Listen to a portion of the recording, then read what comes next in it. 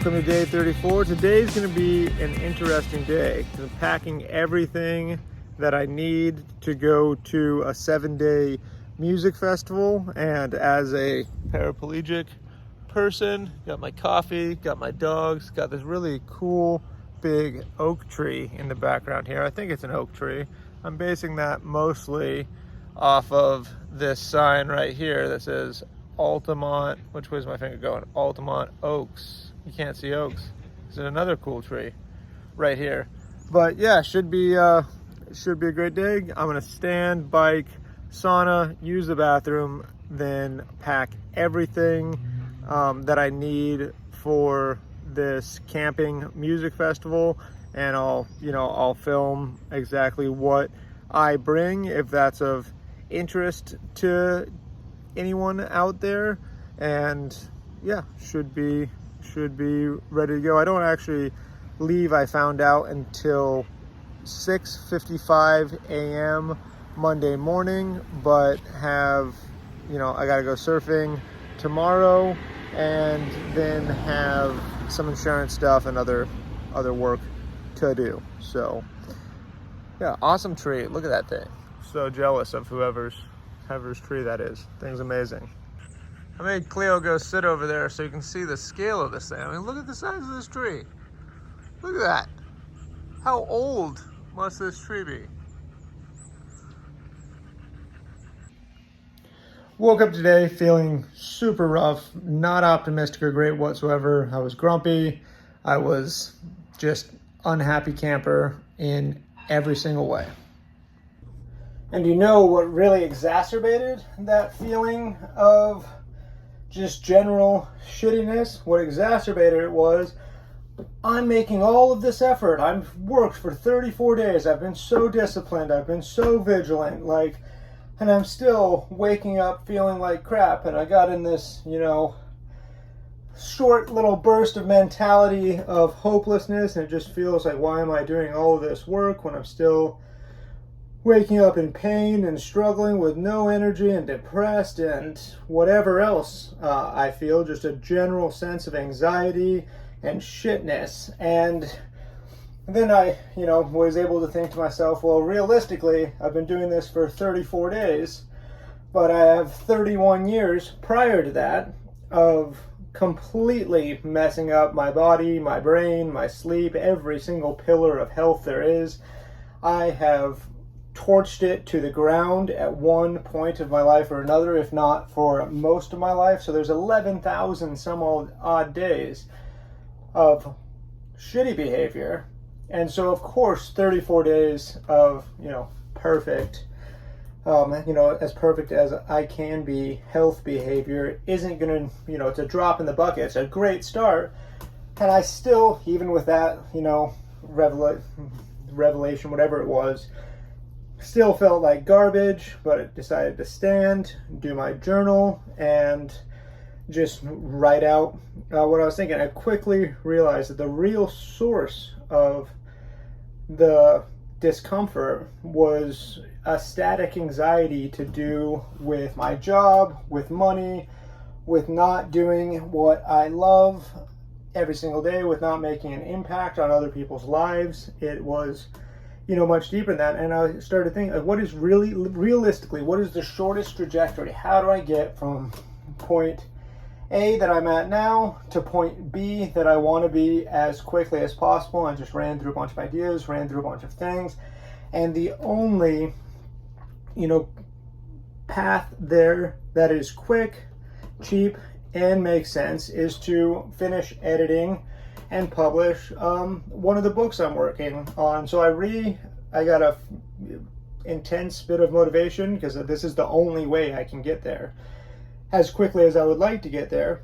So I got an intense burst of motivation, re-outlined it all. It finally was clear. It finally made sense. I finally know exactly what it needs to be. And so in the big scheme of things, waking up feeling like shit and the discomfort, the anxiety, all of the things that I'm working so hard every day to overcome and get rid of and get out of my life, it ended up just being a huge gift. And that's the the basis of this video right now, or this thought train that I'm going on, is as long as you're in the pursuit, as long as you're pursuing the right thing, there's always, there's going to be so many ups and downs and road bumps and barricades and just the whole road being blown up in front of you. But there's going to be so many things that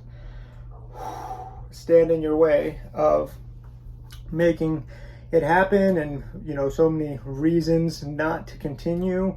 But sometimes those reasons are actually little gifts, little, nuggets or challenges that you're supposed to draw value from to make you capable of getting to where you're going even faster. Maybe that roadblock isn't a roadblock at all. Maybe that speed bump is the exact opposite of that. It's, it's a diversion. It's like, hey, you can go down this road for another 100 miles, or there's this roadblock here. You can look for other routes or ways to go, and you can actually go around this roadblock, take the next exit, and take a shortcut to where you want to go. I don't know if that's a good metaphor or whatever it is, but that's how it felt today. It's like out of necessity. I felt so far away from the thing I wanted, and it was giving me anxiety. It was giving me just this tension and fear and everything that I want to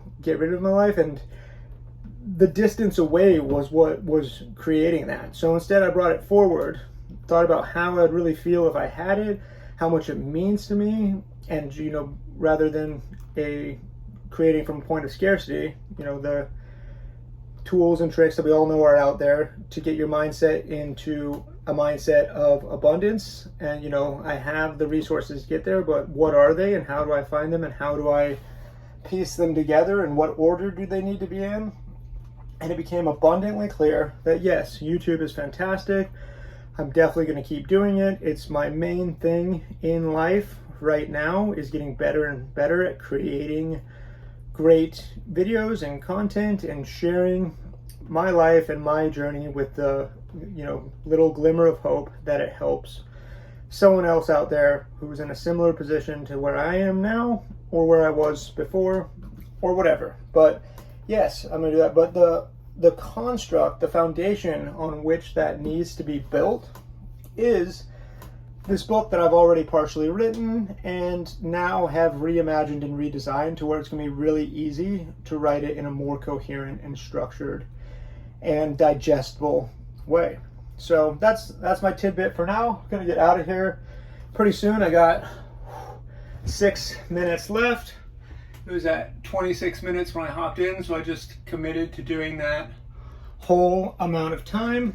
And after I finish that, I'm gonna take a quick shower and then just clean my house and pack everything for this trip and start organizing everything, see what else I need, everything I've got. And so yeah, the next time I'll see you, I'll be in my office, my nightmare bombshell of an office, and I'll be organizing everything in there so that I can organize everything in the trip for the trip. Sorry, I'm losing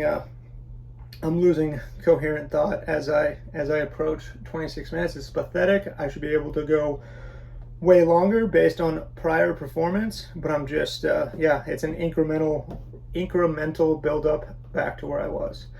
But bottom line, sometimes the shittiness, the suck, is actually a gift. All right, let's pack for this music festival here. Basically, I got to get all of that stuff you see right here into this bag right there. And while I do that in fast motion, let me just kind of go over my thinking as far as packing for a 7-day camping trip in a wheelchair goes. First of all, ton of catheters, put 90 intermittent catheters in there, and then I'll also put 12 Foley catheters, some waterproof pads to sleep on. And the reason I do the Foley catheters is basically I intermittent cath by day so I can swim and have shorts on and everything.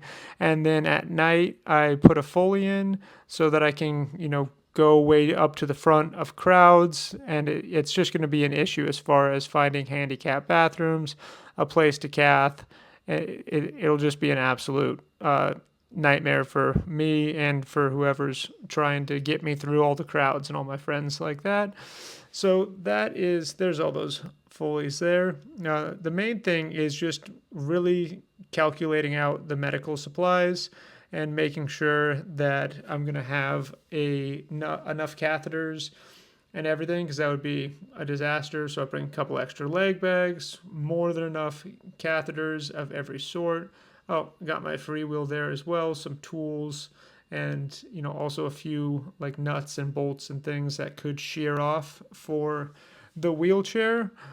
And then as far as bowel and bladder supplies, just some latex gloves, bowel supplies, some latex gloves, and some suppositories so I can use the restroom. I don't bring like a toilet or a seat or anything like that. I just use the normal handicapped toilet.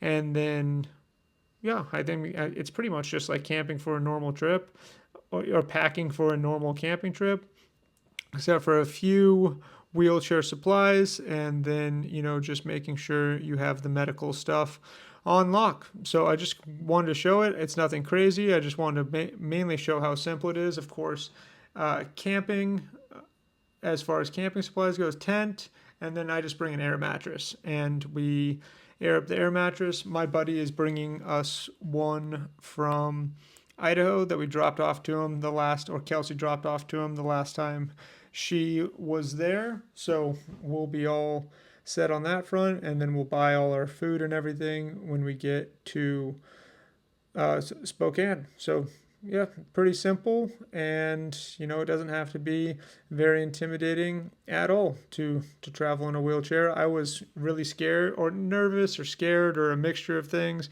about how it was going to go last year camping for that long.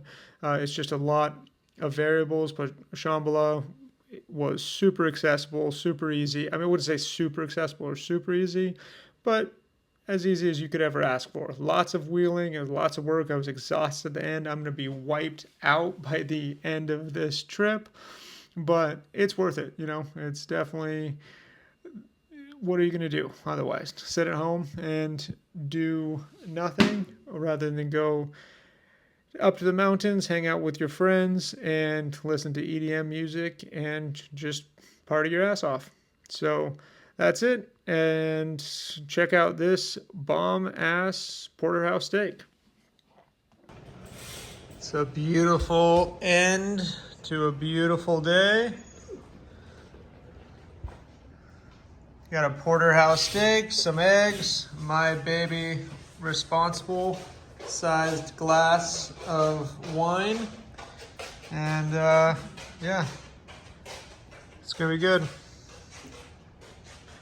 Weird ending, just showing the steak. Day number 34. Got my beautiful girls in bed with me. Had an amazing steak dinner, which is increasingly just becoming my purpose in life, is being able to afford to eat steak as many nights as possible, because I just feel so satisfied and perfect afterwards. Kelsey, do you want to include anything in vlog number 34? No. Tired. But surfing is out tomorrow. There's no waves, and I don't want to spend the gas to drive an hour and a half to just sit on the beach when there's a lot of pertinent actual work that I can do here. But I'm probably going to get started on that book that I outlined this morning. So good night, and I will see you on day number 35.